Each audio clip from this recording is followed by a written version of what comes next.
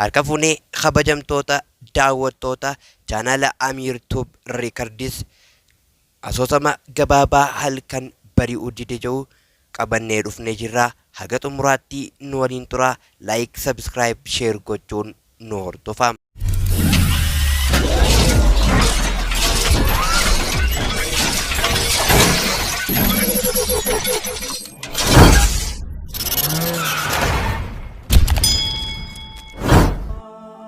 Halkan bari'uu dide.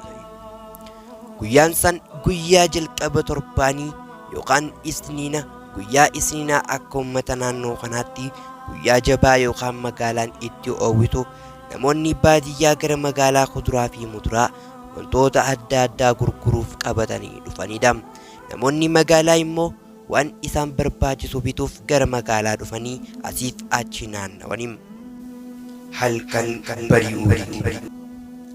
Caalaan akkuma amala isaa mana isaanirraa fagaatee bakka uummanni baay'atu yookaan heddummaatu taa'ee kophee qulqulleessu jira. Namoonni hedduun Caalaa bira dhufanii kophee qulqulleessuuf tartiiba galanii jiran. Caalaan namni hedduun tartiiba qabatanii waan jiraniif jidduutti bilbilli isaa boorsaa keessaa iyyeem. Kophee qulqulleessu jiru dhiisee harka isaa haxaawwachaa bilbila boorsaa keessaa fuudhee eenyu akka bilbilee jiru laaluuf bilbila san kan bilbilee Abdii ture. Yeroo bilbila ol baasee ilaalu kan bilbilee Abdii ture. Abdii fi Caalaan wajjiin kan guddatanii fi iccitii jiru hunda waliif himaa turanidha. Caalaan bilbila isaa boorsaa keessaa deebisee kophee karaatti dhaabee qulqulleessuu jalqabe. Osoo hin turin ammas Abdiin irra deebisee Caalaan ammas jalaa kaasee hello yeroo jedhuun Abdiin sagalee